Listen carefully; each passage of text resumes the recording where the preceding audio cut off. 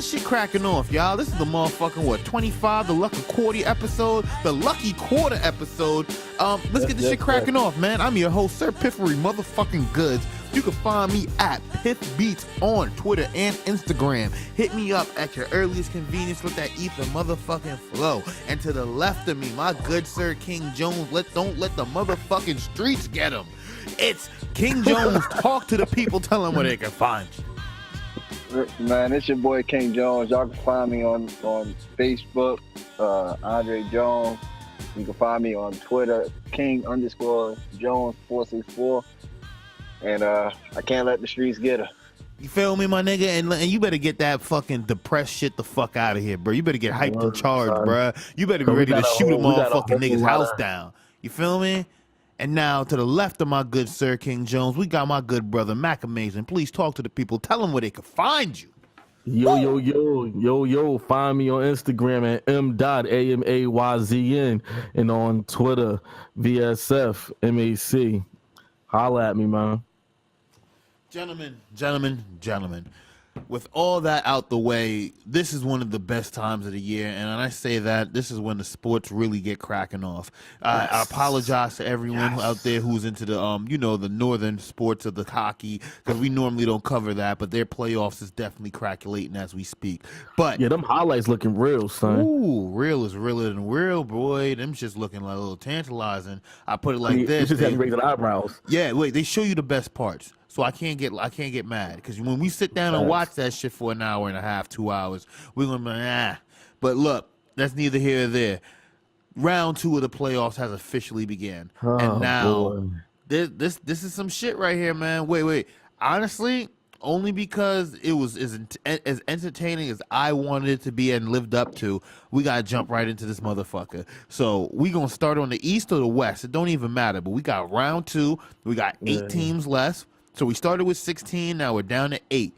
Now the games are starting to get real scarce, and this is the time of year that I hate, because it went from everyday basketball 2 to 3 games to every other day basketball 1 to 2 games to 2 games a week, and I'm like, bruh, this is insane. But yeah, this shit is corny. Let's start with the fucking East. And let's start with the East in the first matchup, because that's actually playing now. It either is ending or about to end. We have the Toronto Raptors and the Cleveland Cavaliers. Now, before we even dive into that, I honestly want to recap that Game 7, because we're not going to go down the whole Game 7. We ain't going to go down the whole line. We could if we want to, but I just want to really put special highlight on that third quarter. End of third quarter, getting into the fourth, where LeBron had to take that break, and then the fucking Cavs, K-Love, the rest of the gang, they started putting up numbers, putting up threes, hitting shots, playing defense. Because I'm going to be honest with you, Indiana cut that shit back down to, I believe, 1 or 2, because they had a nice 12-point lead into the third, end of the third, the Cavs, and then the next thing you know, it was a 1-point game, and then the bench players and the role players and the starters started fucking producing.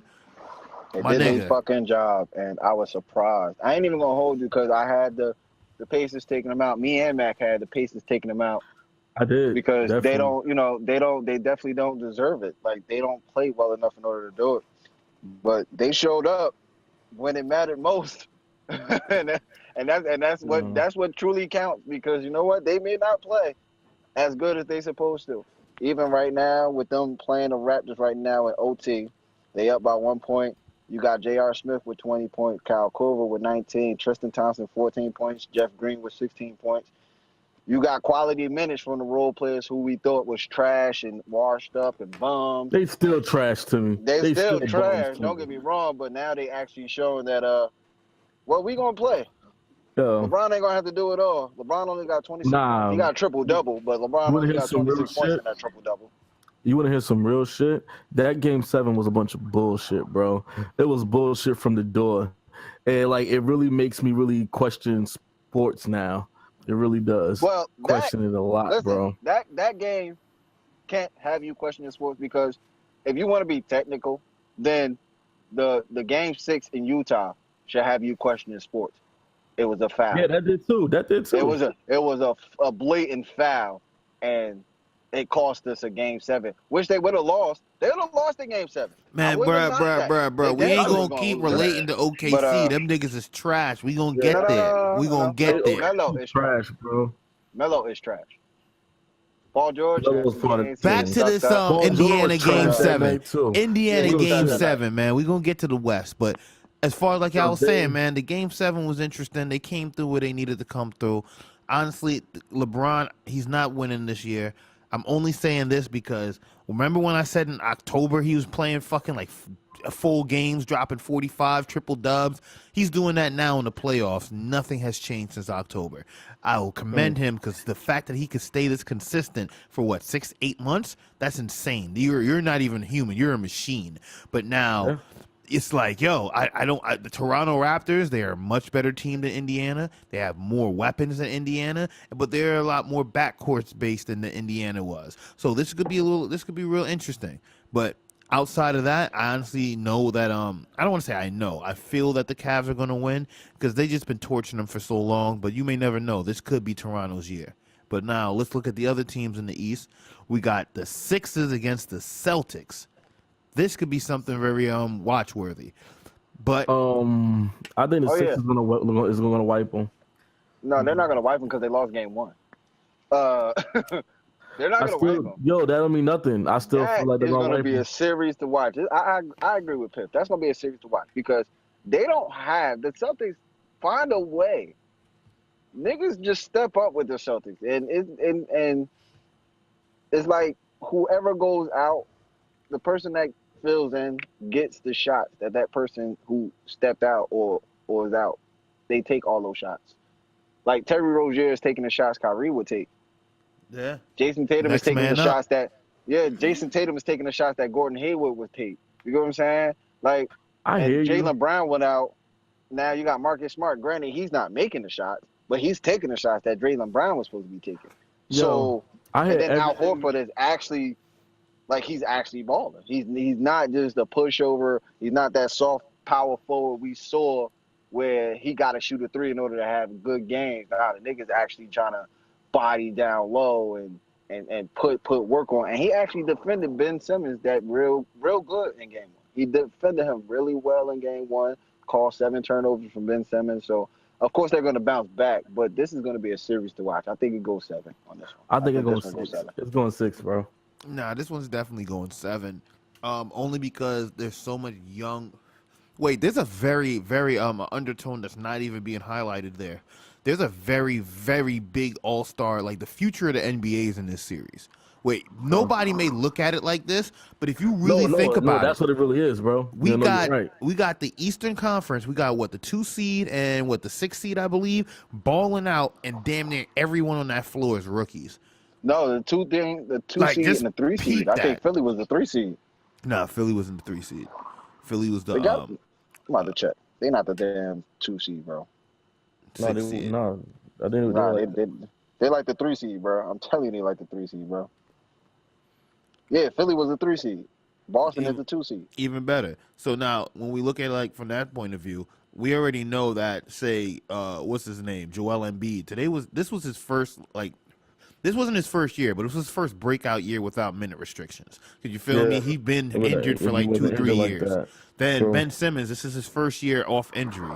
You get what I'm saying? Then you got Rozier. This is his first year. You got Jason Tatum. Not. Oh, his second year. His second year. Jason Tatum. This is his first year. Then you have what was the other one they got on the floor? Tatum, Rozier, and there's another one that's a rookie that Boston got that's putting up numbers. You feel me? I know other rookie. And then Markelle Fultz. They got Jaylen Brown putting up numbers. And Jaylen Brown, this is his second year. That's his second year. But you get what I'm saying? Rookie? No, Grant, you're right. He's not a rookie. But he's still young in the game, bro. Come on now. Yeah, he's still. And if you see what I'm saying, it's the future. It's still fresh. Yeah, it's the future. Yeah, it's the fresh ones. Yeah. Like just between what's that? Jaylen Brown, Jason Tatum, Rozier, Joel Embiid, Ben Simmons, Markelle Fultz. That's 7 players. That's a starting 5 and your 6 man and extra. You get what I'm saying? They're putting up numbers. They've been balling since the first round. They've been balling all season. Now, I'm going to put it like this. I don't think they're either equally talented to go against Golden State, the Rockets, or LeBron, but I do feel that they're talented enough to make it into the finals, and I feel that if they build on what they have, this could be the team of the future, or if they trade these pieces, watch out for these names, because you get what I'm saying? Because this either shows one thing. The systems is really that good, and when it comes down to coaching, or these players are just that, you feel me? They were balling out the gate type shit. I don't know. What you think? I think Brent Brown, with him being with the Spurs as an assistant coach for so long, took some of what Pop did and played the basics. And that's what he did with the Sixers. He played the basics. He don't really sit here and get all fancy and 3 extravagant, whatever the case may be. Of course, they shoot a lot of threes because they have a lot of shooters, but it's more of a basic game because they got a basic. They could use more shooters. They could use more. You know what I'm saying? They could use more, but they got enough for right now to where they got enough shooters around that basic point guard, that pass first point guard that they got, which is Ben Simmons. He's a pass first point guard. So you got all the shooters around him. He took basically a Pop thing and said, all right, well, we got shooters around you. You make the plays. And that's what they gave him the reins. And that's the great thing about it. It's not like they young and they try to take over and try to coach so much.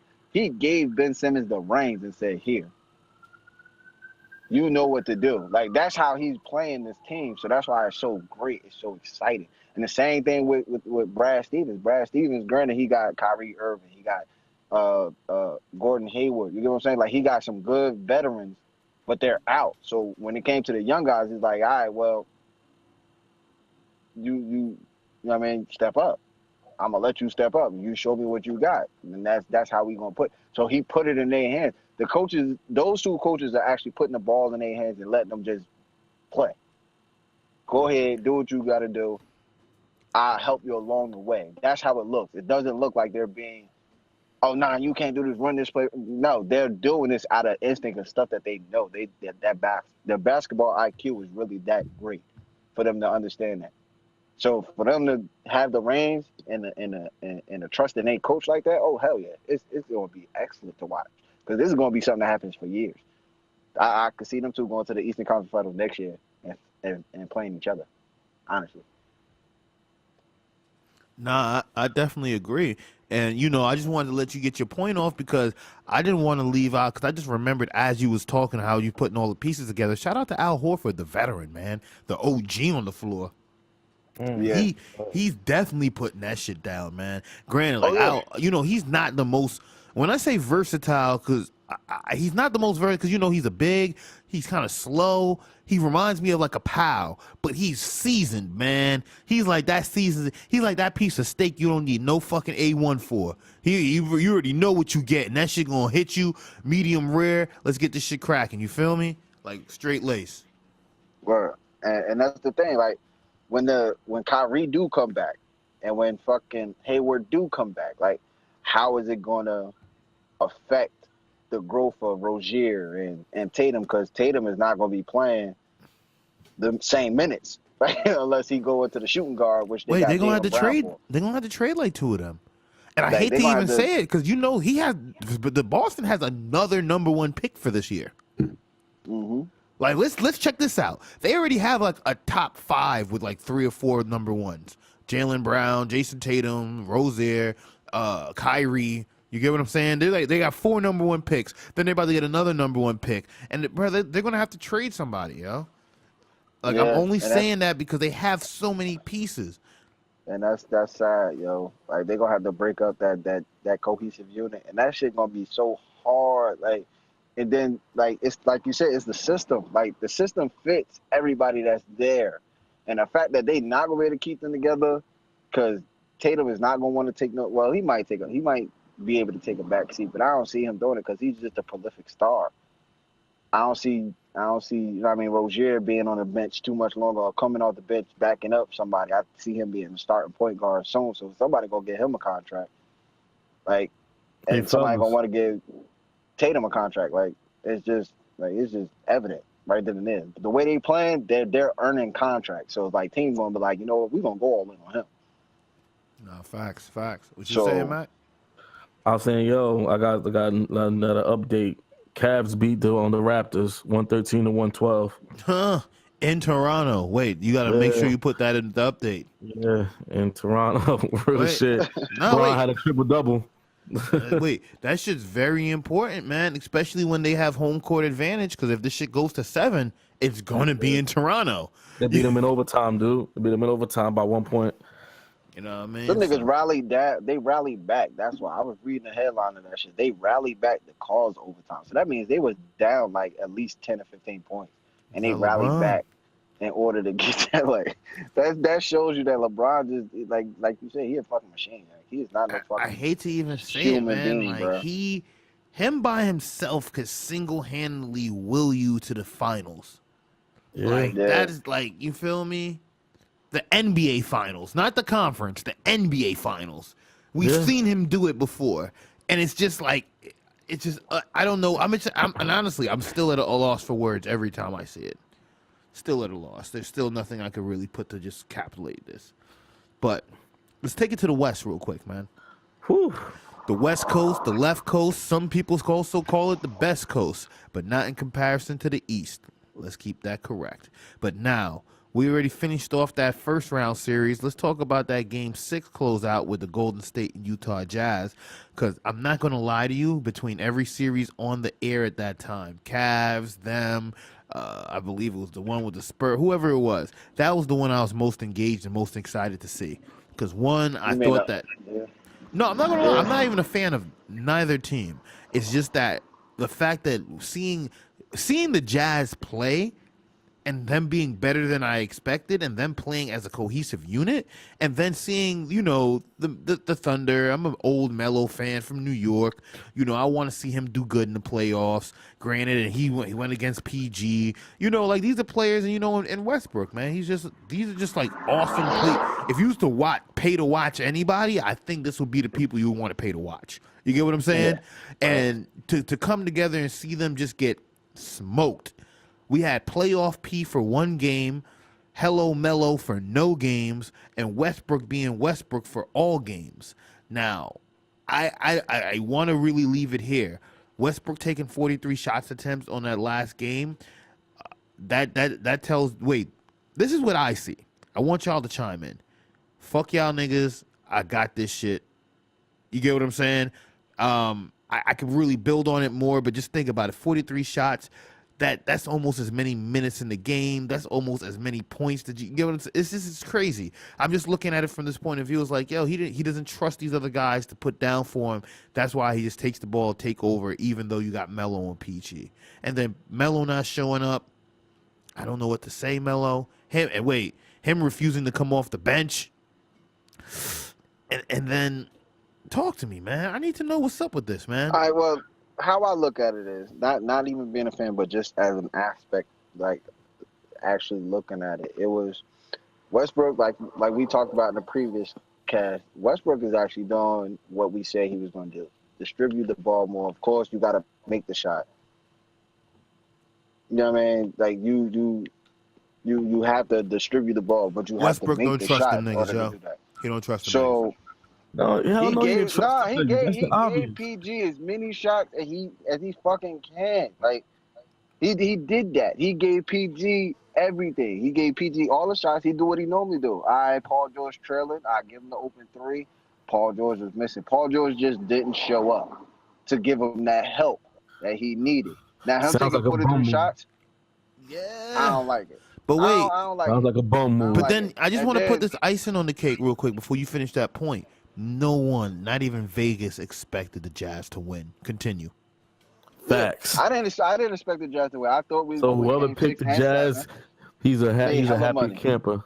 Yeah, like I didn't expect to see the Jazz win. Of course, like I said, PG showed up for one game, which was game 1. I guess he soothed. He asked, we actually got a shot to go to the finals or play the next round or whatever. Like whatever the case may be. But for him to not show up, and he was averaging 28 points in that series. For him to not show up in Game 6, a critical Game 6 that you need, that says that the Jazz defense is very good because they shut him down. He got paid off. He just wasn't. I don't think he got paid off. I think he just wasn't. I watched the whole game, my nigga. There's no way you could get paid off and miss shots that's actually being contested, my nigga. Like, it's not like he was missing wide open shots. No, the nigga was being defended full court at times to where, you got to throw up some bullshit. So they defense is definitely defense. But, he didn't show up. And then, like I said, Melo never showed up the whole series, so we didn't know what the fuck. He should have just came off the bench and probably been better at that because our bench players did more than fucking him. And, it's, like I said, Melo always just need to come off the bench. He need to just get out of his mind. He's not an all-star. He's not a starter. He can't lead the team no more. Accept your role and come off the bench. Be that leadership that you need on the bench. Do what you got to do. It was time. I think it was like Game 4. They didn't put him in for the rest of the game. Game 4 or Game 5. One of the two that they won. I think it was Game 5. They ain't put it in. They ain't put him in the rest of the second half. Like, he got in maybe the last 2 minutes. Because that's all it was. Like, that's all we need you for is 2 minutes. Like, that's it. Sounds like a bum. Feel me? Like, you need to accept your role, my nigga. He's a bum now. It's over. He's washed up. Like, you don't have no more good years in him. You need to do what all veterans do, which is take that. Go to Sacramento. And go. Oh, no, that's not what all good veterans do. Don't listen to Mac. Melo, if you out there, don't listen to this nigga Mac, bro. Don't listen. You need to take that bump. Go to Sacramento. But look, take that bump and sit here. Brooklyn might take you. Check it. We ain't even gonna make it a slander about Melo. I'm gonna put it like this. Shout out to Utah. Good ass fucking job. I found y'all to be very entertaining, and I even found your series against the Rockets to be quite entertaining. And I appreciated that second half comeback because if that was going to be the theme of the series, I turned that shit off already. But like I said, no one expected them to beat the OKC Thunder, and the fact that they did it in the way that they did, like they did it effortlessly. They could have did it in 5. That's the part that we really need to look at. You feel me? Yeah. They could have did it in 4. I ain't even gonna give them 5. They could have swept their ass, yo. Like, and that's I think it was pre-playoff jitters from Donovan Mitchell, and they made a couple of shitty mistakes in Game 1. That's what gave OKC that first game. Because other than that, the Jazz played endless. The defense was unbreakable, and they played for the rest of the series. So if they didn't make them slight mistakes in Game 1, they'd have swept the Thunder. Yeah. Period. Like I said. But so basically, it was just an inconsistency within their own maturity in the playoffs, basically. Yeah. That's all it was. That's all it was. And once they got themselves composed and they sat here and realized, you know what, we could beat these niggas. Oh, yeah. They turned it on and they whooped them niggas' ass. No, that's a fact. Wait, I think that's what it really be though, because I think that's with anybody, whether in any competitive sport, it doesn't matter what it is. Once you get that taste that it's like, yo, I could beat this nigga.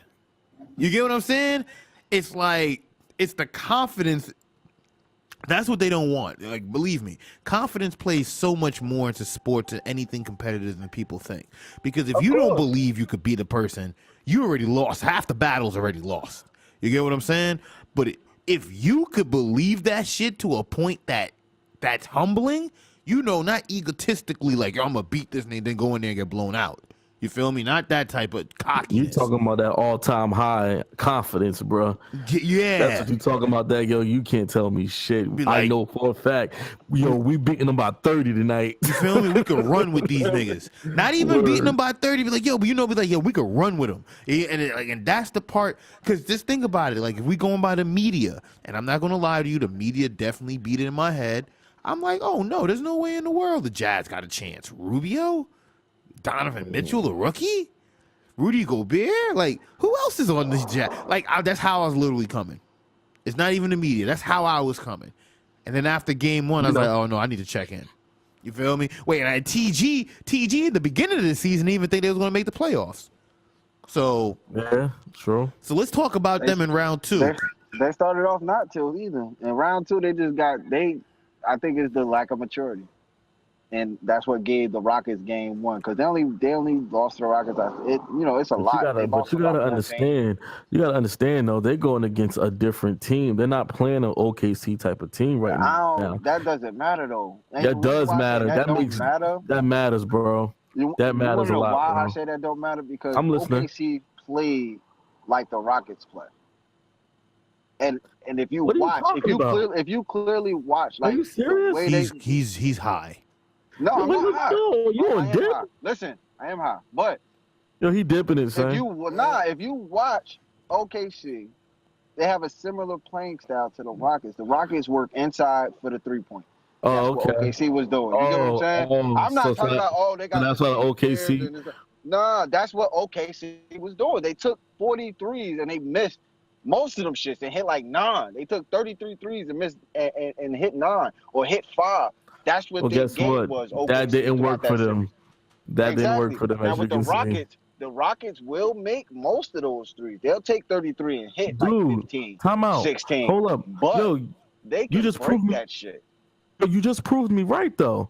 Nah, they can break that shit. No, listen. You just proved me right. You just sat here and said that it's not about the players on the squad. It is about the players on the squad, because if they're playing the same type of offense and the Rockets is highly successful at it, what is that telling you? The Jazz really has no chance against them.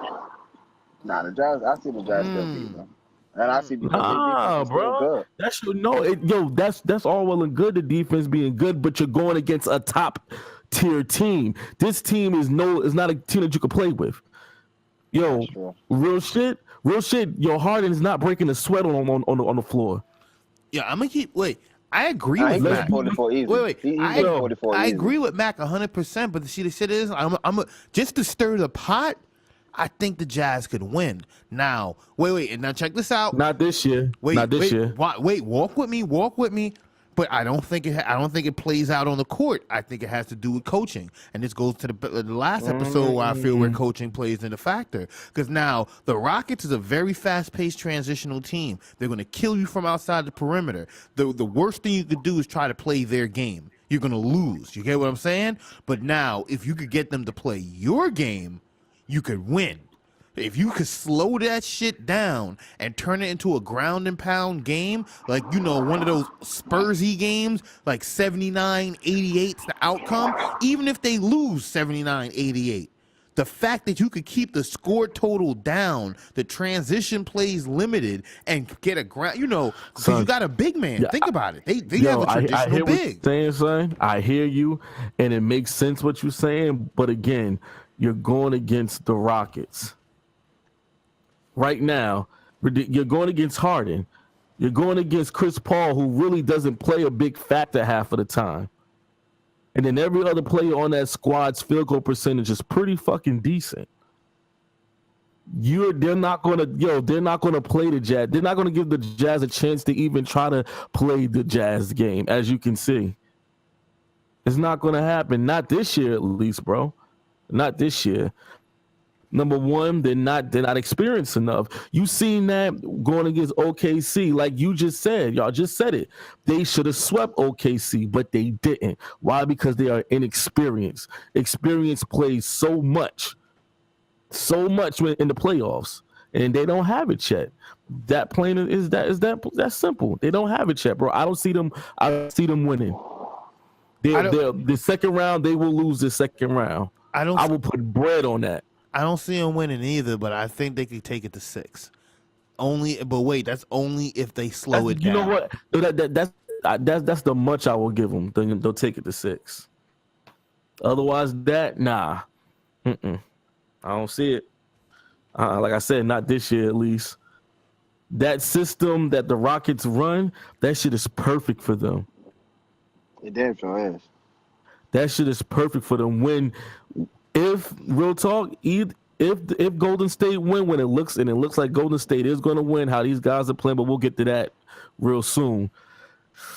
I can see Golden State and the Rockets really like tackling, and I can see the Rockets beating Golden State. Real talk, I really can. Oh yeah, hold on, I wait. definitely can. Since you say that, let's get into the Golden State then, because I'm not gonna hold. I'm gonna put it like this: I see Golden State winning. Let's just get to the punchline. But I see the Pelicans giving them a fucking run. And now if this shit goes 7, it could go either way. Now, granted, I'm only saying that because Anthony Davis, he came to play. Yeah, he did. And we can't count him out. Drew Holiday, he came to play. But listen to this though. Curry didn't even come back yet. And Curry playing now. Yeah, my point exactly. That's what I mean. He's playing like right now in this game, and it's with him in the game right now. Let's see what factor it plays, because they damn near blew him out without Curry. Nah, that's a fact.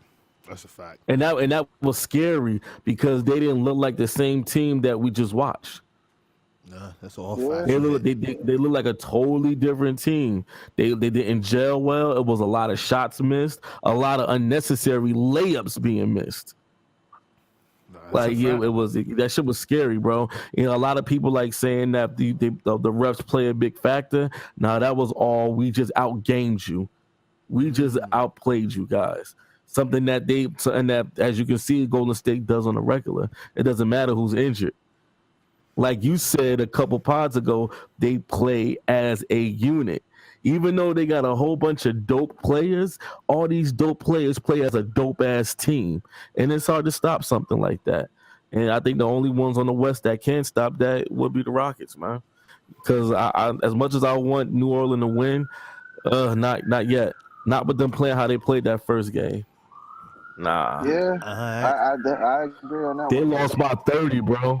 These niggas lost by damn near 30. They lost by damn near 30, bro. Now let's go back to it. Hold on. Let's see. Nah, 123. They lost. Well, yeah, damn near 30. Really? Come on, really, bro? Okay. They had them about 30 for like 2 quarters. Yeah, Pelicans actually winning right now, 38-36. 9 minutes in the second. So. Man, that's 2 points, man. Exactly. Come on, man. Like, and it's still early. Look, put it like this. Let's do our conference finals predictions. Oh man, Curry got 12 points off the bench. I'm looking at Rockets and Warriors, and I'm going for the East. I want to say Cavs and say it. You know it. Sixers. You want to say Celtics. It. Really? Cavs and Sixers. Let me stop, man. I'm stop, man. I want it to be the Sixers, man. Cavs and Sixers, Rockets and Warriors. So if we don't get to a pod before then, you already got my final predictions. What you got? I'm following your wave, bro. All right, word. I'm feeling the same way. Jones, what you thinking? I'm up there too. Like I said that the Sixers, with the way they be playing, they going to the NBA finals. They gonna beat the Cavs. I don't give a damn. And wait, and then again, here I go again. This is where coaching comes into play. Because if the coaching, you feel me? With the Sixers. I'm saying if Coach James start coaching, then it's gonna be a problem. No, absolutely. But then look at Brent Brown. If he could go in there and adjust from what just took place on game 1 and come back with a new game plan, utilize Embiid, get Riddick going, and get Ben Simmons, with the ball in his hand, this shit could be game over. They could blow him out by 40. That sounds it only sounds crazy when I say it, but if you see, like, bro, they could ball. They could And really they got ball. the shooters, and that's the whole thing. They got unlimited supply. And Everybody's they pretty got much the shooting threes on him. size. That's the shit that's we're not really looking at. Like, you know, Ben Simmons is 6'8", Joel Embiid is 7'1". Just right off the bat, that's a mismatch. Dario Saric is like 6'10". They got Ilya Silva, who like another 6'10" person. They got Robert Covington, 6'7". But look, they got. You're right, but when you look at the mismatch from their team. from the point and the center, you get what I'm saying? Horford is 6'10". You feel me? He's not 7 foot, and he ain't built like no Joel Embiid, and he ain't moving like no Joel Embiid. He ain't got no dream shakes and no cross hooks and no shimmies. He didn't move like that when he was playing for the Hawks. So let's keep it G. You feel me? But he's not the center though. They're not putting him at the center though. They putting Aaron Baines at the center. Baines. Yeah, you know, you're right. Listen, you're right, Baines. We can't say because you know what? Baines is a big nigga that can shoot, just like Joel Embiid. He don't got the moves for inside. That's why he stick to mostly, you know what I mean, an outside, mid-range shot, 3-point shot. But Baines, he can shoot. But then look at the point. Who's guarding? Who you gonna have on So you gonna have?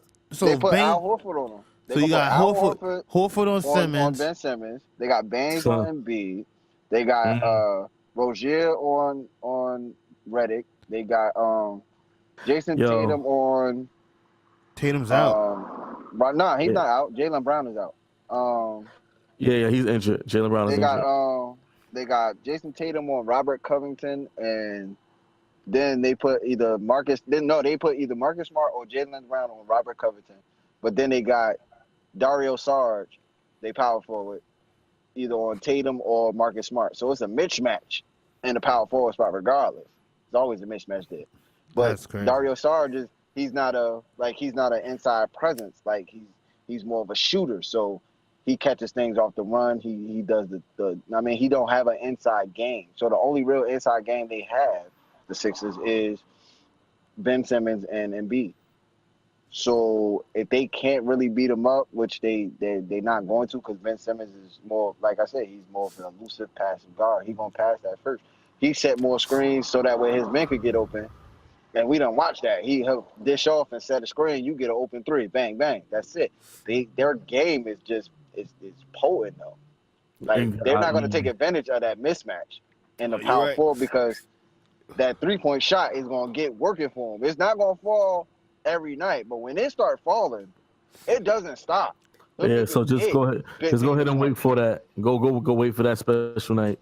Shit, that special night gonna be the next night they play, bro. They gonna make the adjustment. Brett Brown is not dumb.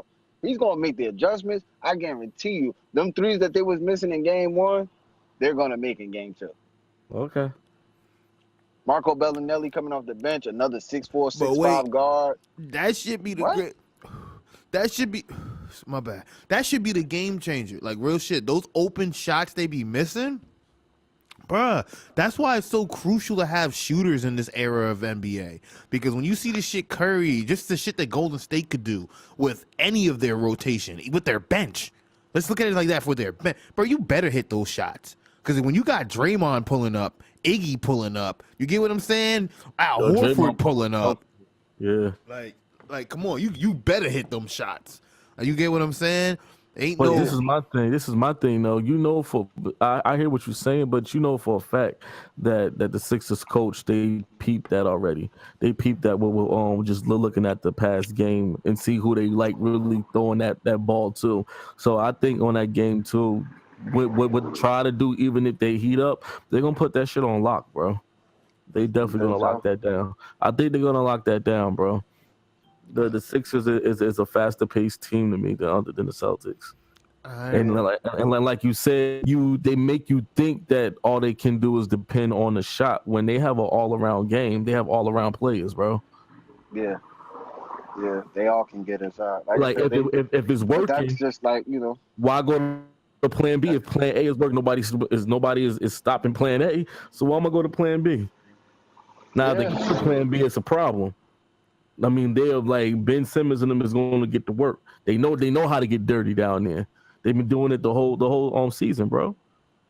Yeah, and that's the crazy part. Yeah, that's what I'm saying. So when I say, to Bang like, yeah, I don't give a fuck how big he is. He ain't working on Joel. He not working him, bro. Not at all. Hell no. He ain't working that young man. You bugging. You think that shit is gonna happen? I mean, the Celtics need Kyrie right now. For this game, they need Kyrie. Nah, that's a fact. They need him. They need Kyrie good. And they need fucking like I said, like I said in the last cast, we're looking at this Milwaukee and Celtics game like, damn, this gonna be a good one. But are we looking at a whole bunch of good unexperienced niggas playing right now? Yeah, that's what we're looking at. Yeah, that's what it was. Cause now you're going against the Sixers. These young boys these niggas is militant on the floor. Like real shit. I haven't seen a bunch of young boys play that on point and in sync like that. No, you right. Cause you even think about it, you even think about the Warriors. They came a long way just from having different niggas on their squad and different coaches. So it was a long ass distance of what we're gonna do. 6 niggas just came out of nowhere and said, check this out, we good. Yeah. They gel instantly too. Yeah, bro, that's it. They gel quick. They gel instantly. It was like instantly when Ben Simmons came in and lined up and fucking up. It was like, yo, that's all we missing. Now look at us. But check this out.